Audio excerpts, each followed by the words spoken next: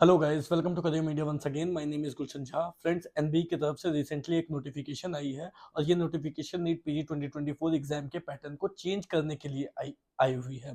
That is NEET PG 2024 की जो MCQ based question जो एग्जाम होने वाली है उसके पैटर्न को थोड़ा सा चेंज किया जा रहा है और वो चेंजेस को लेकर के ही ये नोटिफिकेशन आई है। ये नोटिफिकेशन भले ही सुनने में थोड़ी छोटी लग रही हो, थोड़ी बस ऐसा फील हो रहा हो कि ये बहुत माइनर सी चेंजेस है, बट ये माइनर सी नहीं, ये बहुत ही इंपॉर्टेंट चेंज है और ये बहुत बड़ी चेंज है। इसका एक बहुत बड़ा इम्पैक्ट आपकी लाइफ में पड़ सकता है।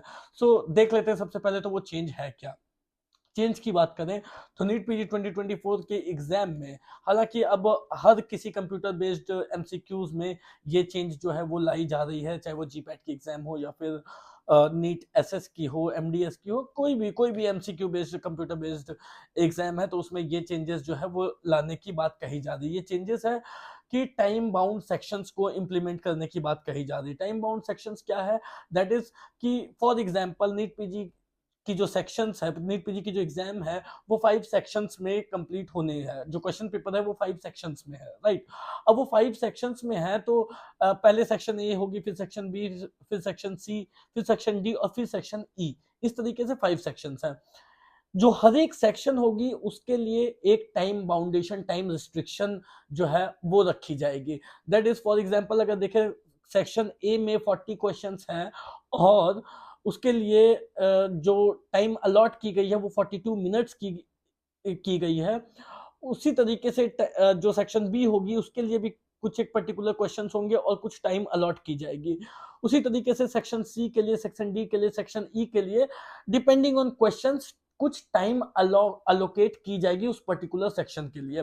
अब स्टूडेंट को उस पर्टिकुलर सेक्शन को उसी टाइम इंटरवल में, वो जो टाइम दी गई है, जो टाइम अलॉट की गई है, उसी टाइम इंटरवल में कंप्लीट करना होगा और तभी वो आगे बढ़ सकते हैं। दैट मीन्स कि अगर सेक्शन ए को पहले हम कर रहे हैं, जैसे सेक्शन ए हम पहले कर रहे हैं और हम उसमें हमारी 40 क्वेश्चंस हैं, हमें 42 मिनट्स का टाइम अलॉट किया गया है अकॉर्डिंग टू न्यू रूल।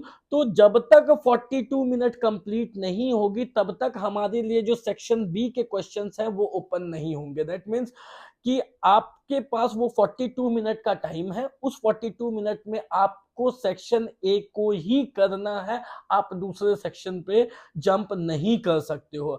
अब इसी टाइम, और अगर ये टाइम बाउंड पार हो गया, अगर ये जो टाइम अलोकेट की गई है सेक्शन ए को 42 मिनट की, ये अगर पार हो गया तो आप वापस से सेक्शन ए में नहीं आ सकते, क्योंकि तब जैसे ही ये आपकी जो टाइम अलोकेट की गई है ये क्रॉस कर जाती है तो आपके लिए सेक्शन बी के क्वेश्चंस ओपन होंगे।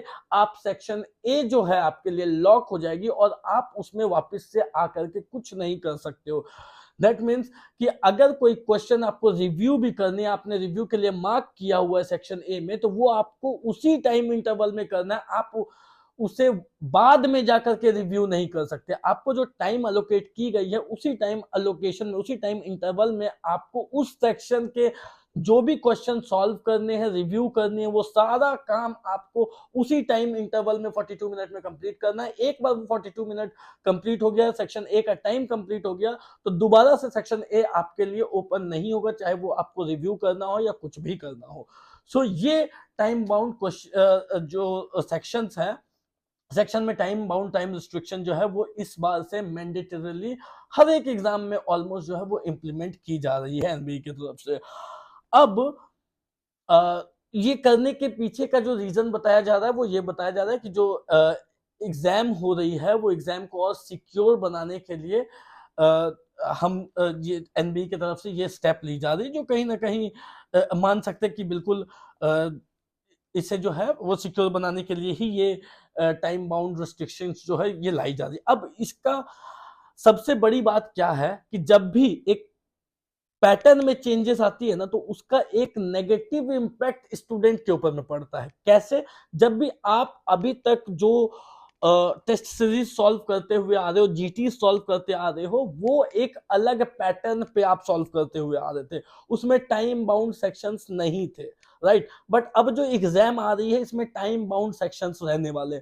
दैट मीन्स कि अब जो है ये हल्का सा जो चेंजेस हुआ पैटर्न में, that actually going to play a very important role in NEET PG 2024 exam as well as in result. इसके रिजल्ट पे ये बहुत बड़ा इंपैक्ट डालेगी, राइट?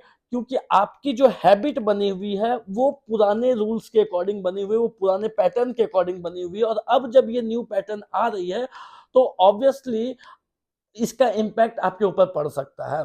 अब आपको करना क्या है, अब आपको ज्यादा से ज्यादा जीटी सॉल्व करने हैं, और सेक्शनली सॉल्व करते हुए आपको जो न्यू पैटर्न है उसके अकॉर्डिंग आपको जो है वो जीटीस को सॉल्व करने हैं। आई होप कि जो बड़े बड़े कोचिंग इंस्टीट्यूट्स हैं जैसे मैरो है, अनअकैडमी है, जो टेस्ट सीरीज अपने पब्लिश करती हैं, वो जल्द ही इस ये जो पैटर्न चेंज हुई है इसे जल्द से जल्द इंप्लीमेंट करेंगे।